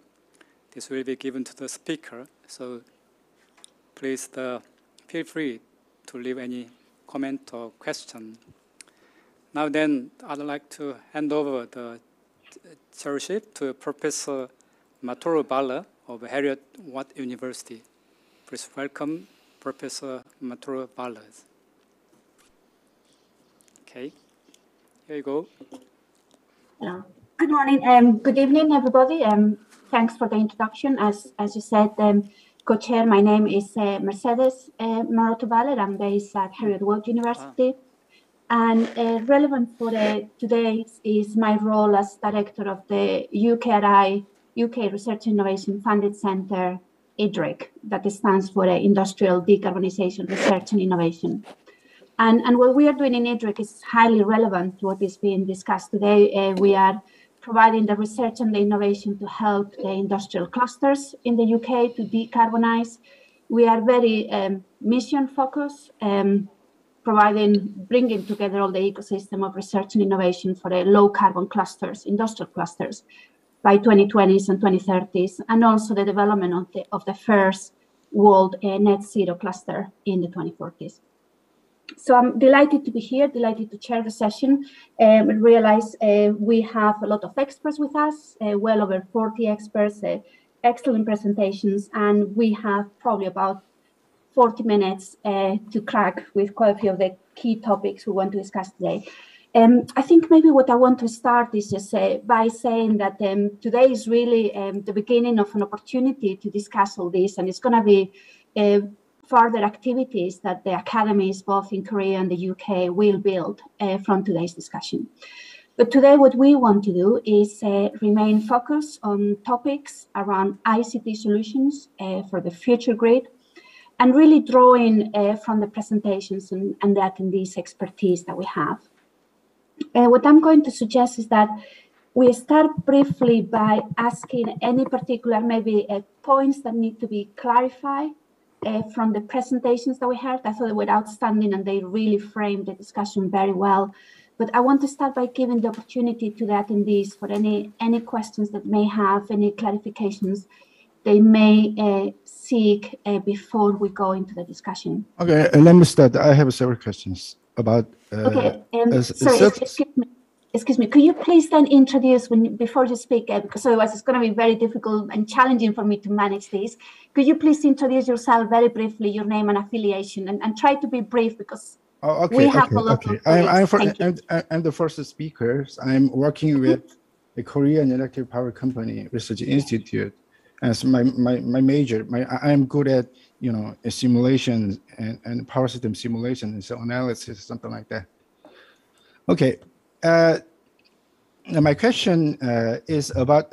I'm not good at your situation in United Kingdom, so I'm very confusing about the year of carbon-free in United Kingdom.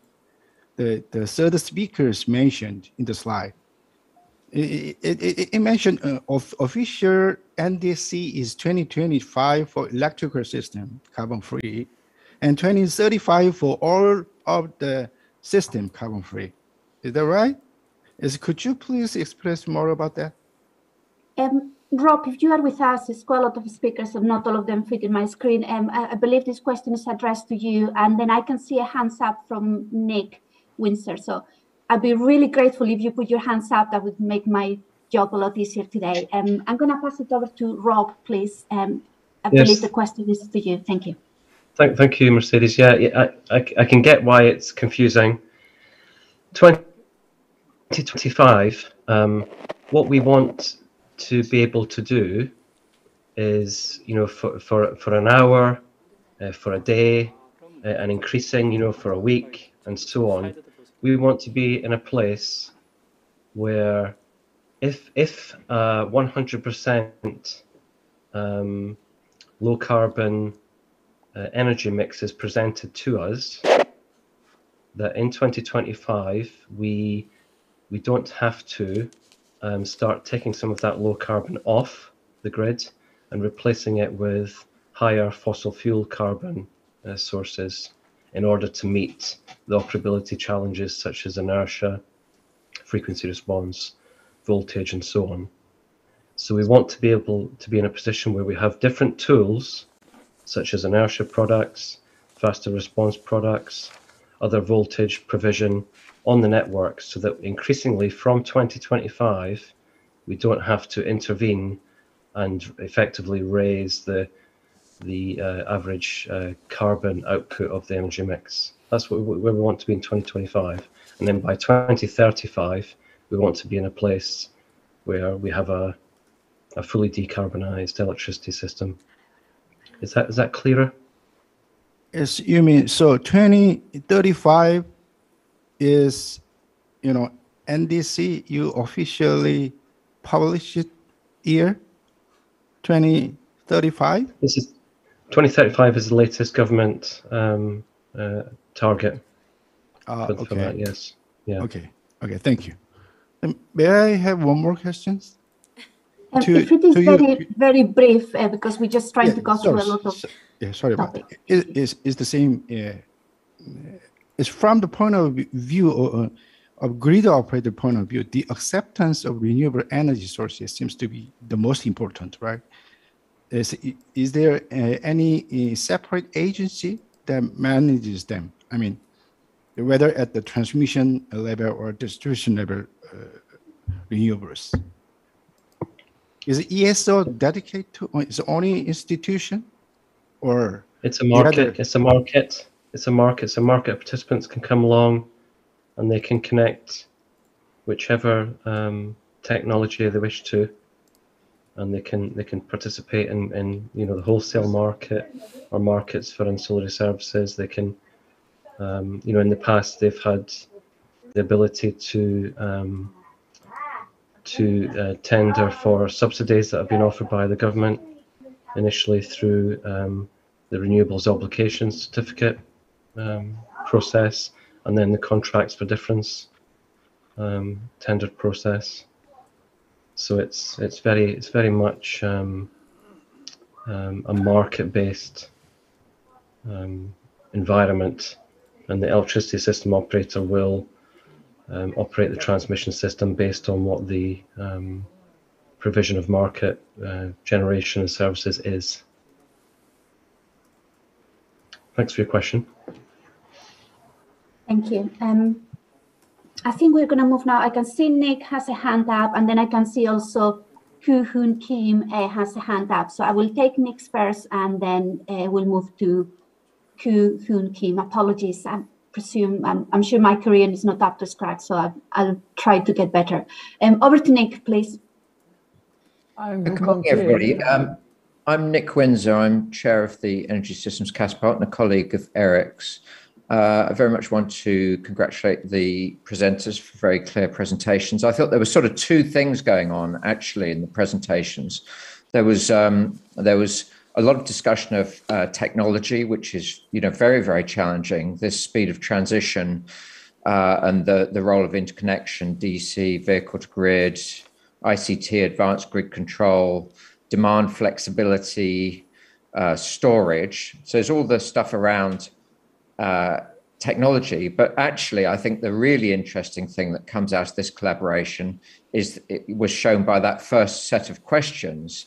Actually, really, the value for us in working together is to examine a bit the technology, but mainly the governance and institutional arrangements, how we're driving our two different countries, how we're driving to renewable system and how we're going to create this very different, much more complex electricity system.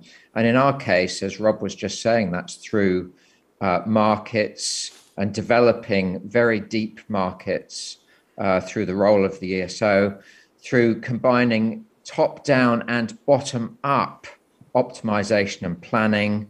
It's about data, as Eric was discussing a lot. It's about organization, coordination, and it's about engaging customers, because customers are no longer going to be able to be passive takers in this situation. And it's about encouraging innovation. And it seems to me that while we share a lot of great discussions potentially around the technology, the really interesting stuff here is about governance and institutional arrangements. Thank you. Thanks, Nick. I guess that's a comment, is not a question. And you're right. I think we have heard quite a lot about challenges, and some of those were more technology focused. There were also some comments made around governance and institutional arrangements.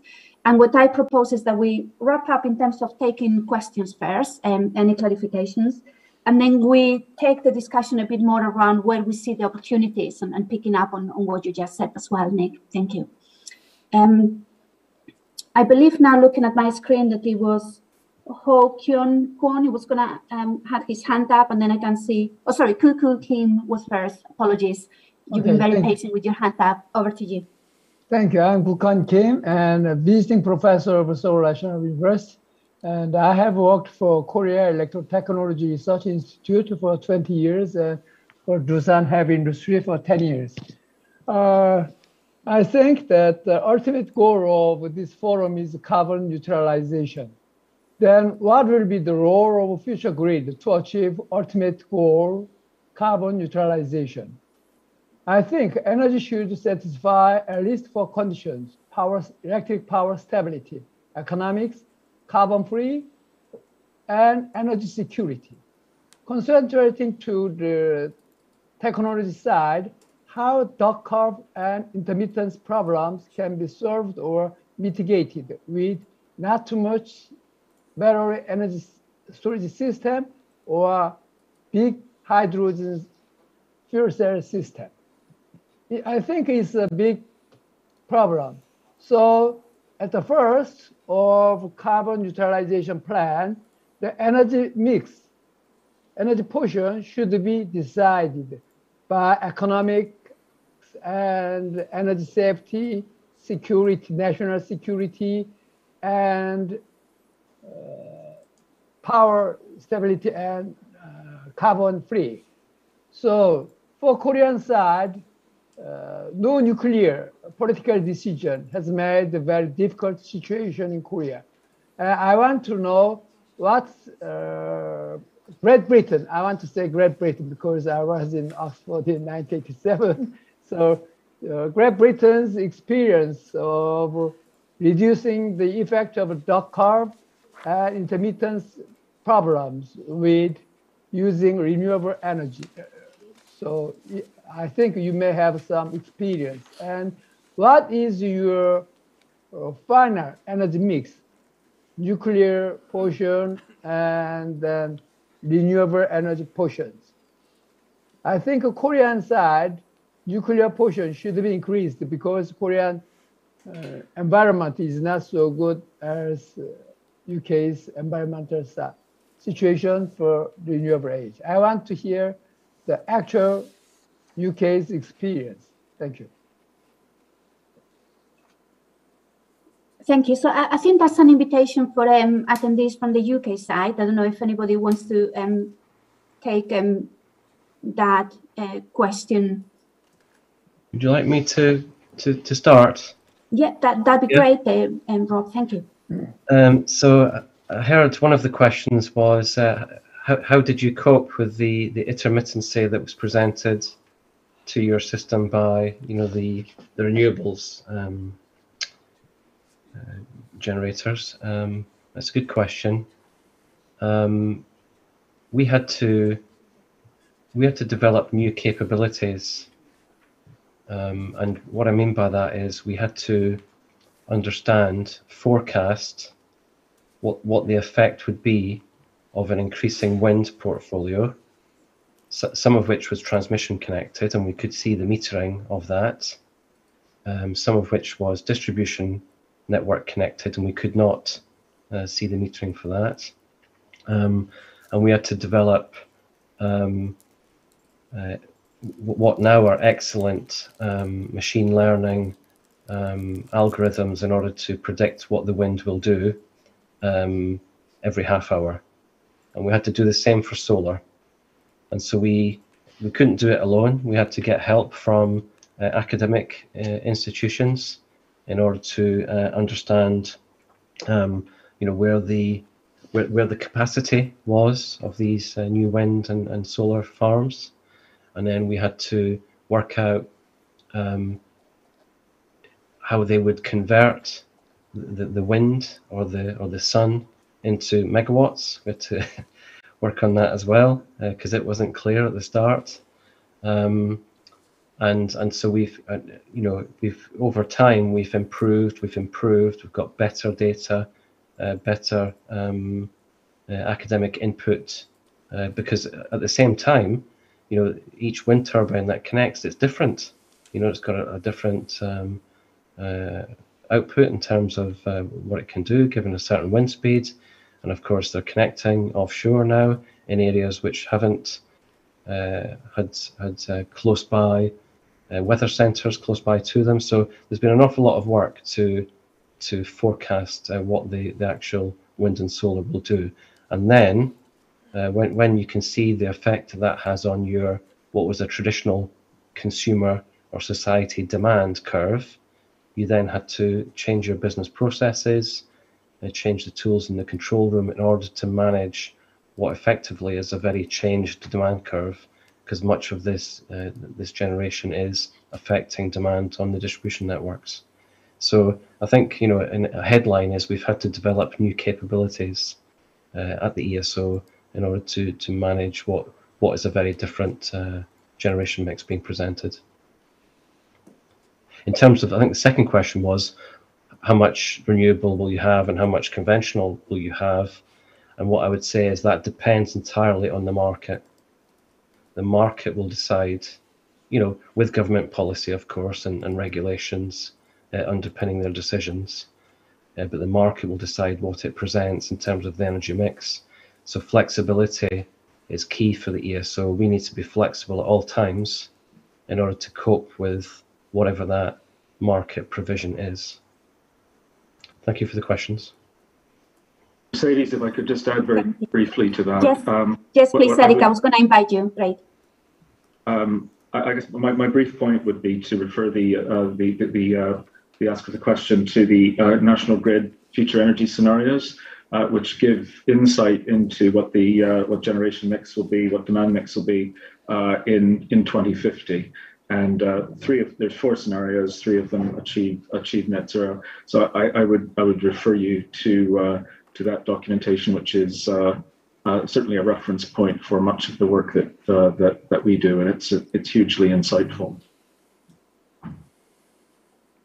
Thanks very much, Eric, for that. So what I suggest is I can see 2 hands up. I can see Ivor, Kato, and Rim Tagley, that we take those 2 points that they want to make. And then I do have some questions I would like to guide the discussion through. But if we take those 2, and then I will move into a point I would like to bring up to the discussion. Ivor, I believe your hand was up first, so over to you, please. Okay, thank you very much giving me opportunity.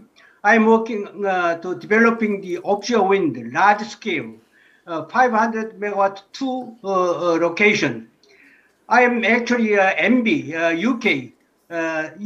Your country is advanced as far as offshore wind, project concerned or facility concerned. And I ask two questions. One is that do you have any occasion to apply the curtail? And second, what is the priority among energy supply mix? Let's say, what do you give priority to the offshore wind or the partial power or nuclear? If there's a balance of the system and something happens to curtail, then what source of energy do you put, priority? In Korea, it's negligible to supply the wind source, even though, as one professor told, in Jeju Island, is a little more renewable energy access, and they already applied the curtail. It's very, unusual stories. I'd like to hear the case of UK. Thank you. And I'm wondering whether maybe if I may take my prerogative as chair of the session, actually whether I can bring you, Ivor, on board here, also considering your role as well, your previous role, and you may want to pick up the question from the previous attendee and maybe also build up in the point that you want to make, if that's okay. Yeah. Thanks. I'll do that. I think curtailment, where power generation, which is available to run but is asked not to, is a key point. And really, for the generator or the generation companies to continue to operate and be efficient. And from my own background, I'm former chief executive of Renewable Energy Systems, which is the largest independent renewable company in the world, and also I was chairman of Wind Europe. So, it's important to avoid curtailment because it impacts the commercial dynamics of people who want to invest in new generation renewables. And that is why this topic is so important, getting flexible grid systems operating to avoid this very point. And I think Rob talked about it. Variable generation requires flexible grid. And really, for a grid to be flexible, there's only sort of two things you can do. One is you can create storage, or you can actually have systems which reduce the consumption at any one time, the demand side management. And I think there is a real opportunities for us around the storage, and that's maybe the area that the topic I was wanting to raise, was really driving on more storage. And I think storage has been mentioned. It was mentioned certainly by Dong-jun and also earlier. But I think we need to, if you're changing the whole paradigm of how you operate a grid system, then the thing you hold up first is important, which guides everything else. And I think storage, incentivizing it both through the tariff mechanisms, creating the market mechanisms for it to really operate and build, because we were building energy storage around the world, but it was frequency, not really about load shifting. Yet when we built the first one in the UK up in Broxburn, it's a 20 megawatt. You thought, well, that's a great thing to do frequency, but you can upgrade lines. If you actually just put storage on either end of the line, you can peak lock and the whole line can upgrade. The also thing that occurred to me when we were going to see the commissioning of that is that 20 megawatt facility was equivalent to about 200 or 300 cars. So if you connected, 200, 300 cars into the system, you would have the same balancing capability, but at zero cost because you already bought the car. And so I think we talk about vehicle to grid, but it comes at the end. And I think it has to be coming at the beginning, because that's the other thing which is revolutionary at this moment in time. And one can solve the other's problem. Having electric vehicles, which for another word is movable energy storage plants, and integrating that, I think that is the real way that we can really move forward. I think hydrogen can provide interseasonal, but I don't see a lot, and I don't see enough, in my view, on this vehicle to grid, and really pushing towards the automotive companies which aren't always wanting to allow that two-way flow of power. But really, we're having a huge energy storage, which is untapped, which is called electric vehicles. But also there's the transmission level storage, which we need to do to upgrade the lines without actually building new ones. So I think that's the thing. And if we do that, the commercial imperative to keep building the renewable generation is there because we avoid curtailment. In Korea, we have one regulation saying that the less cost of energy got the priority among fossil or nuclear or renewable. Even so, the renewable source is very negligible. Yeah, so I would put that actually energy storage with renewables is the lowest cost form going forward if you compare it against gas with carbon sequestration or nuclear and a standalone. That provides that combined lowest cost per consumer. And that is borne out by the work done by Wind Europe. Thank you. I think that, thanks very much. I think we have heard over the presentations and the discussions as well about what are maybe some of the challenges that we are facing in both sides around grid management and industrial players as well. I think what I would like is maybe we can just take a few minutes and have a discussion around where we see opportunities to collaborate. Because as I said at the beginning, this is really one of the key drivers for today's meeting, is really kind of start identifying points of collaboration and build further from that with the help from the academies. So can I ask everybody around just maybe to think and share thoughts around how we can collaborate, what areas they see. It has been mentioned technology, it has been mentioned areas as well around the policy, the governance, and how all that can be maybe integrated together. So we will be, of course, picking up on those points already made, but if I can invite also everybody to share further thoughts on opportunities for collaboration. I see I have a hand from Jeong-hoon Choi and then from Kyung-gi Seong. If you can please introduce yourselves briefly and try to make your point briefly as well. Thank you. Jeong-hoon Choi, over to you. Yes. Yeah, right. Yeah. I'm Jeong-hoon Choi from Korea Power Exchange, which is doing the same job as National Grid ESO.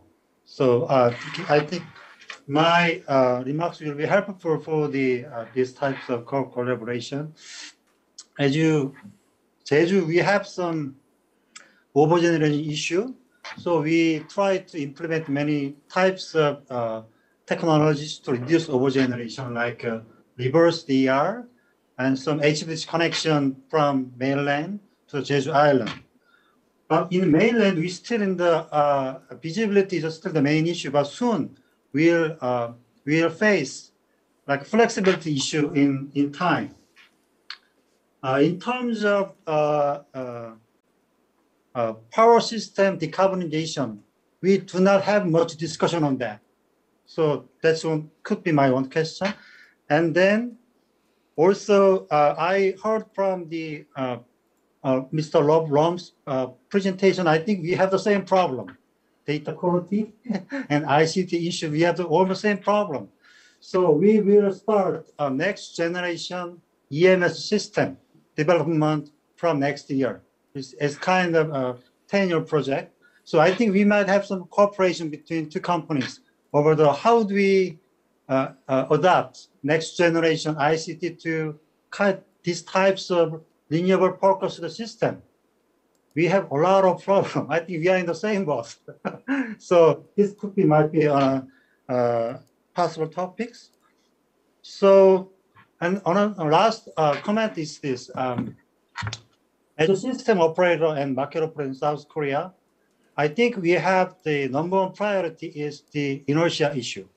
You know, as we have much more renewable energy, inertia could be the most important issue in South Korea. It could be the same in South Korea because we don't have interconnection. We are kind of isolated system. So that could be the very challenging issue too.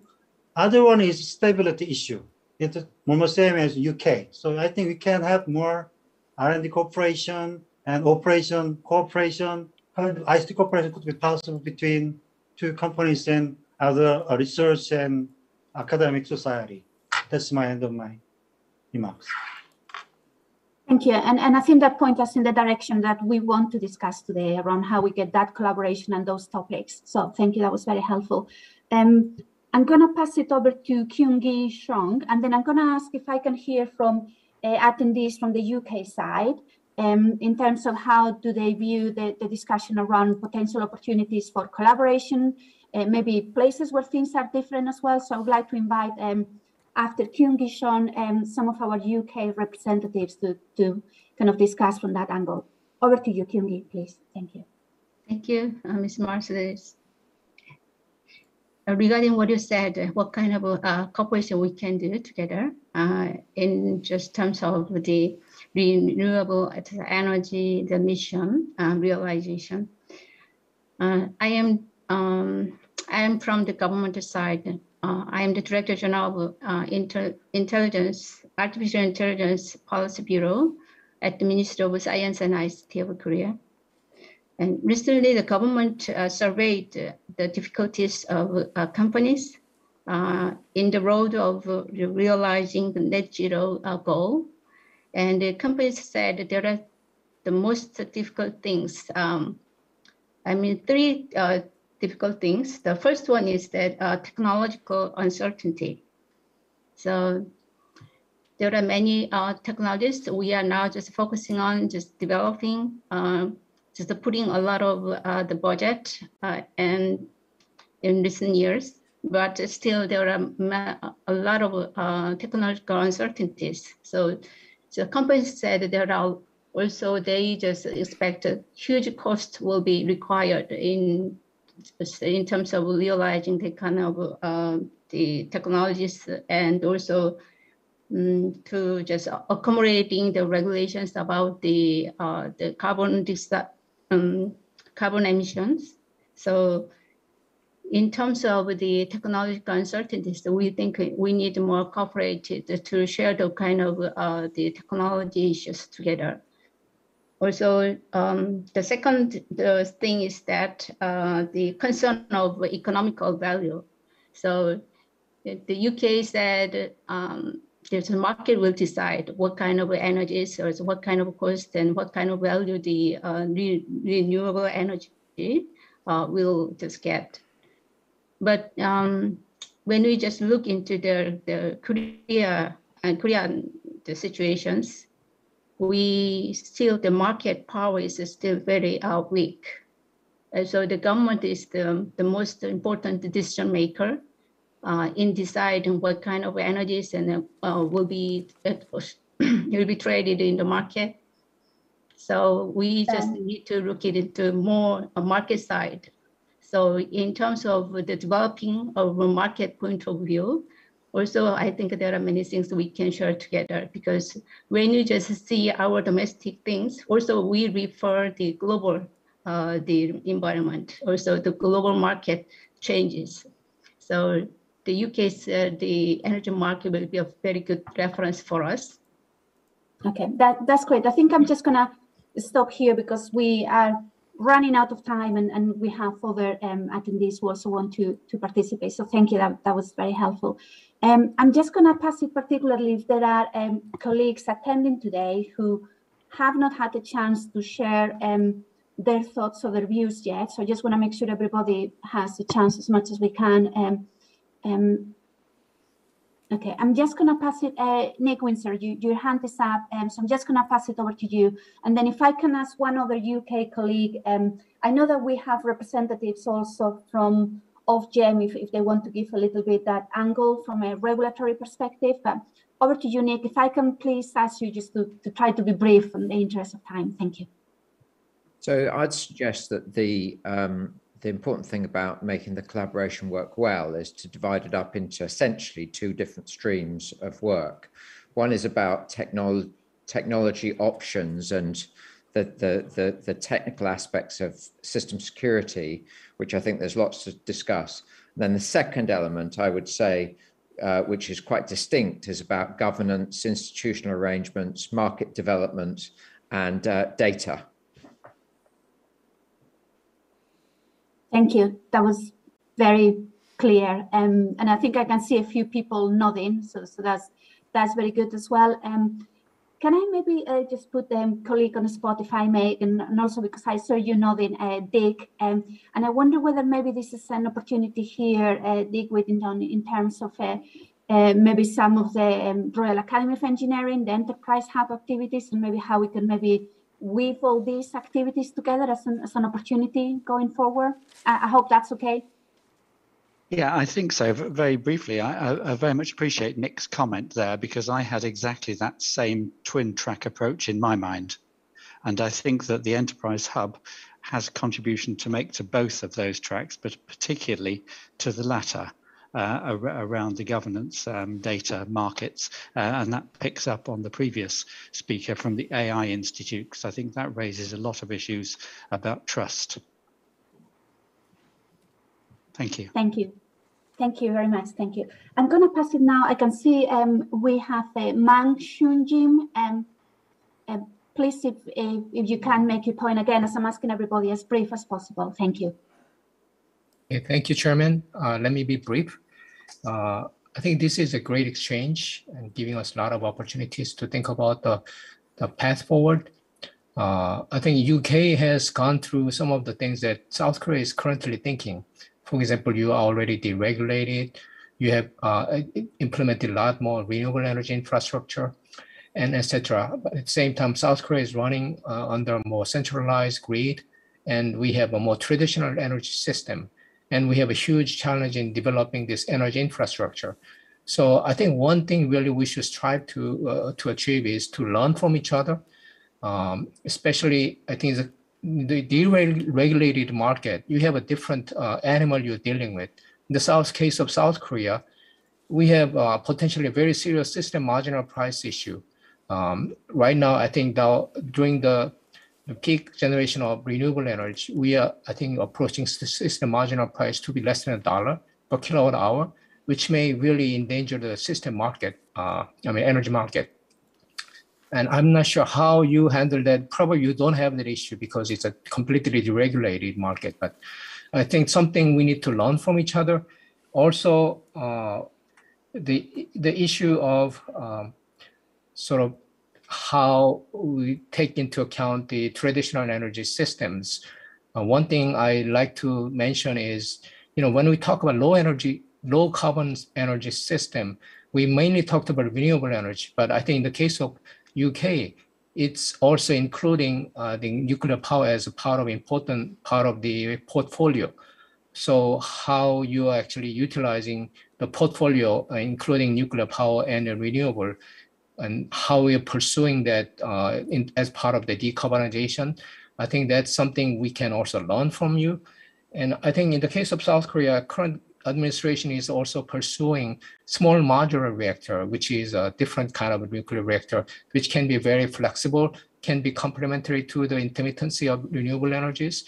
And I think in the future development of SMRs, potentially there is a role for collaboration between the two countries, because use of SMR can change the paradigm of nuclear power usage. Thank you.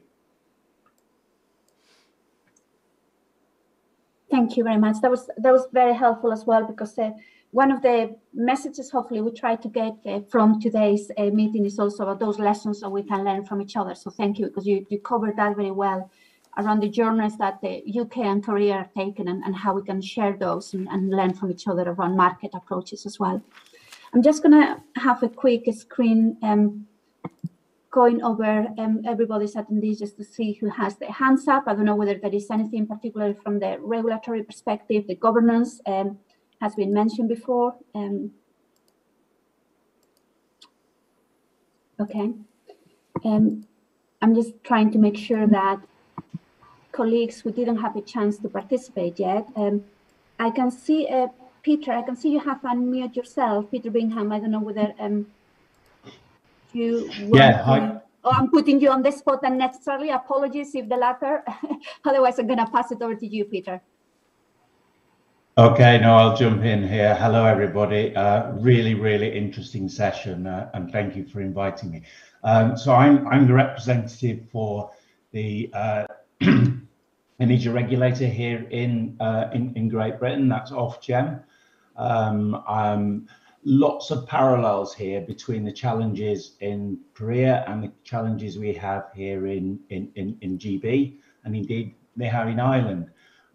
We're I guess an island state, and therefore, you know, we have the challenges, I guess, of a small energy system, and the challenges of building lots of renewables, integrating those into our system, the challenges of sort of demand side and incorporating flexibility into our future system. We're going to be building lots of renewables, lots of more wind on our system, lots of solar. We need to deal with this challenge, I guess, of intermittency. You know, there are going to be periods where we got lots of surplus sort of renewables on our system. What do we do with all that surplus? Do we throw it away? Do we store it? Do we transfer it elsewhere?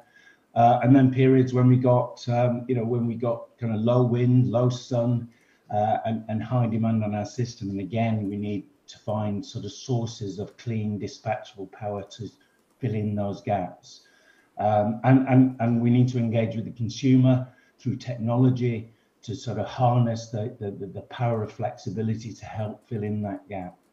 You know, we face many of the same sort of challenges. The operability challenge that Rob talked about there, when you've got it's sort of asynchronous sort of sources of power.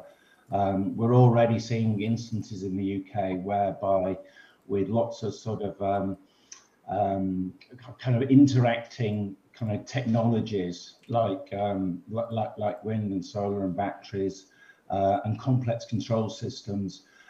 In the past, you would have had sort of kind of large synchronous generation on the system that's sort of stabilizing the system. Without that stabilizing effect, these technologies can interact in an adverse way.